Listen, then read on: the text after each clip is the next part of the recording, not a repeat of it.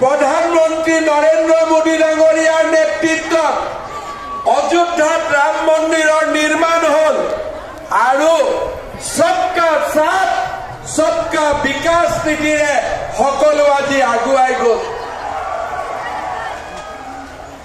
মই যেতিয়া অসমৰ মুখ্যমন্ত্ৰীৰ দায়িত্ব লৈছিলো তেতিয়া মই ৰাইজক কৈছিলো যে ৰাইজ আমাক ভোট দিয়ক।